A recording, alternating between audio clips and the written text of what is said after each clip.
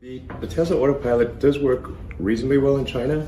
It does not work quite as well in China as it does in the US, because still most of our engineering is in the US, and so that tends to be the local loop of optimization. So Autopilot tends to work the best in California because that's where the engineers are, and then once it works in California, then we then extend it to the rest of the world. But we are building up our engineering team in China, and so if you're interested in working at Tesla China as an engineer, we would love to have you work there. That would be great. I really want to emphasize it's a lot that we are going to be doing original engineering in China. So it's not just converting sort of stuff built in America to work in China. We will be doing original design and engineering in China. So please do consider Tesla China if you're thinking about working somewhere.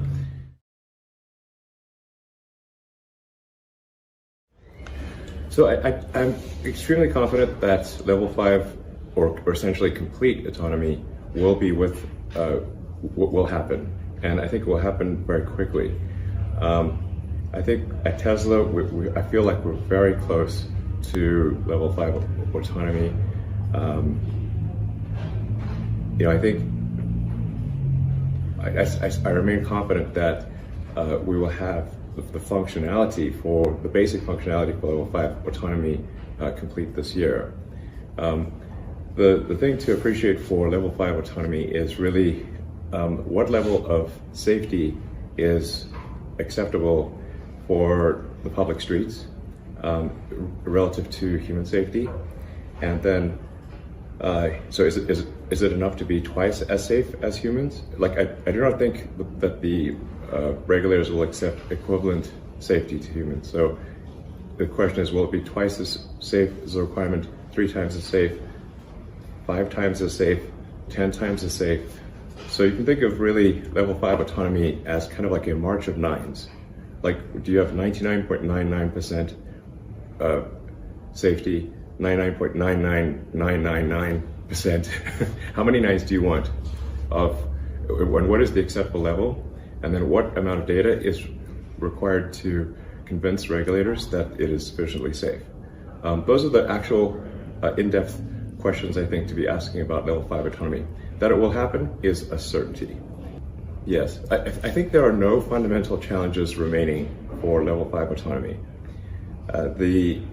There are many small problems, and then there's the challenge of solving all those small problems and then putting the whole system together, and just keep addressing the long tail of problems. So you'll find that you're able to handle the vast majority of situations, but then there'll be something very odd, and then you have to have the system figure out and train to deal with these very odd situations. And this is why you need a kind of a real world situation. Nothing is more complex and weird than the real world. Any simulation we create is necessarily a subset of the complexity of the real world. So, I mean, we're really deeply enmeshed in dealing with the tiny details of level 5 autonomy, but I'm absolutely confident that this can be accomplished with the hardware that is in the Teslas today, and simply by making software improvements, we can achieve level 5 autonomy. I'm not sure I totally agree with dividing it into those categories: perception, cognition, and action. But if you do use those categories, I'd say that probably perception, we've made, if you say like recognition of objects, we've made incredible progress in recognition of objects. In fact, I think it would probably be fair to say that an advanced image recognition system today is better than almost any human, even in an expert field. So it's really a question of like how much compute power, how much how many computers were required to train it, how many compute hours, what was the efficiency of the image training system. But in terms of image recognition or sound recognition, and really any signal, you can say like generally speaking, any byte stream.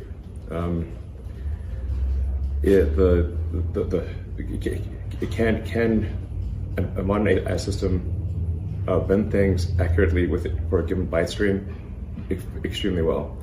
Cognition, this is probably the weakest area. If you say like, do you understand concepts and are you able to reason effectively, and can you be creative in a way that makes sense?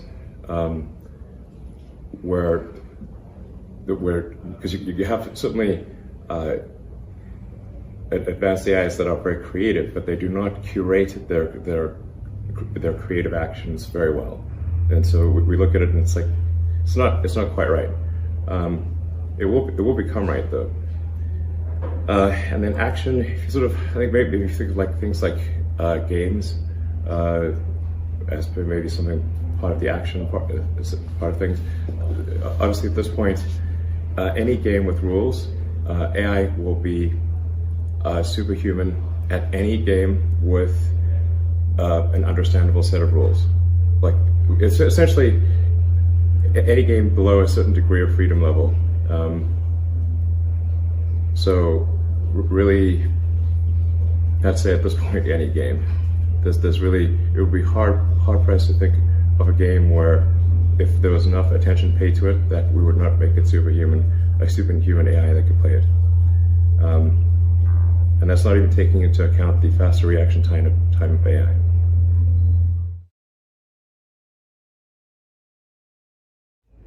So in developing AI chips for Autopilot, what we found was that there was no system on the market that was capable of doing inference within a reasonable cost or power budget. So if we had gone with conventional GPUs and CPUs and that kind of thing, we would have needed several hundred watts, and we would have needed to fill up the trunk with computers and GPUs and a big cooling system, which is important for range for an electric car. So we developed our own AI chip, the Tesla full self-driving computer, with dual system on chips with the 8-bit and accelerators for doing the dot products. I think a lot of people, well, probably a lot of people in this audience are aware of it, but AI consists of doing a great many dot products. This is like, if you know what a dot product is, it's just a hell of a lot of dot products, which effectively means that our brain must be doing a lot of dot products. So we still actually haven't fully explored the power of the Tesla full self-driving computer. In fact, we only turned on the second system on chip partially a few months ago. So making full use of the Tesla full self-driving computer will probably take us at least another year or so. Then we also have the Tesla Dojo system, which is a training system, and that's intended to be able to process vast amounts of video data to improve the training for the AI system. So the Dojo system, and that's like a FP16 training system, that is primarily constrained by heat and by communication between the chips.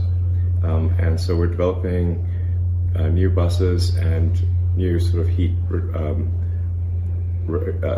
rejection or cooling systems that enable a very high teraop, a very high op, more than tera, a very high operation computer that will be able to process video data effectively. How do we see the evolution of AI algorithms? I'm not sure the best way to understand this, except that what the neural net seems to mostly do is take a massive amount of information from reality, primarily passive optical, and create a vector space, essentially compress a massive amount of photons into a vector space. And I was just thinking, actually, on the drive this morning, that have you tried accessing the vector space in your mind? Like, we normally take reality just for granted in kind of like an analog way, but you can actually, I think, access the vector space in your mind and understand what your mind is doing to take in all the world data. And what it is actually doing is trying to remember the least amount of information possible. So it's taking a massive amount of information, filtering it down, and saying what is relevant, and then how do you create a vector space world that is a very, very tiny percentage of that original data. And then based on that vector space representation, you make decisions. And so it's like really a compression, decompression that's just going on a massive scale, which is kind of like how physics is. Like you think of physics algorithms as essentially compression algorithms for reality. So that's what physics does. Those physics formulas are compression algorithms for reality, which is like, this may sound very obvious, but if you simply, what it means is like, and we are the proof points of this. If you simply ran a true physics simulation of the universe, this would obviously take a lot of compute, but a true physics simulation of the universe, if you give it enough time, eventually you will have sentience. The proof of that is us.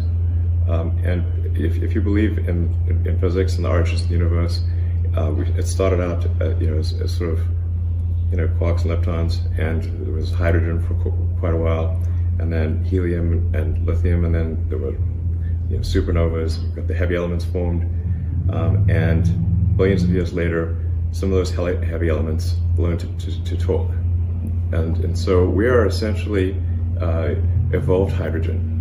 If you just leave hydrogen out for a while, it turns into us. I think people don't quite appreciate this. So if you say like, where does the specialness come in? Where does sentience come in? Like either the whole universe is sentient and special, or nothing is, or maybe that's like, it's like you could say like, at what point from hydrogen to us did it become sentient? Thank you. Things are going really well at Giga Shanghai. I'm incredibly proud of the Tesla team. They're doing an amazing job, and I look forward to visiting Giga Shanghai as soon as possible. It's really impressive, the work that's been done. I really can't say enough good things. Yeah, thank you to the Tesla China team. Well, we expect over time to use more AI and essentially smarter software in our factory, but I think it will take a while to really employ AI effectively in a factory situation. You can think of a factory as a complex cybernetic collective involving humans and machines. This is actually how all companies are really, but especially manufacturing companies, or at least the robot component of manufacturing companies is much higher. So now the interesting thing about this is that I think over time there will be both more jobs and having jobs will be optional. One of the false premises that sometimes people have about economics is that there's a finite number of jobs. There's definitely not a finite number of jobs. An obvious sort of reductio ad absurdum would be like, if you had the populations increased tenfold in a century, and if there were a finite number of jobs, then 90% of people would be unemployed. Or think of the transition from an agrarian to an industrial society, where in an agrarian society, 90% of people or more would be working on the farm, and now we have 2 or 3% of people working on the farm. At least in the short to medium term, what is my biggest concern about growth is being able to find enough humans. That is the biggest constraint in growth. Thank you for having me in a virtual form. I look forward to visiting physically next year. And I always enjoy visiting China. I'm always amazed by how many smart, hardworking people there are in China, and just how much positive energy there is, and that people are really excited about the future and want to make things happen. So I can't wait to be back.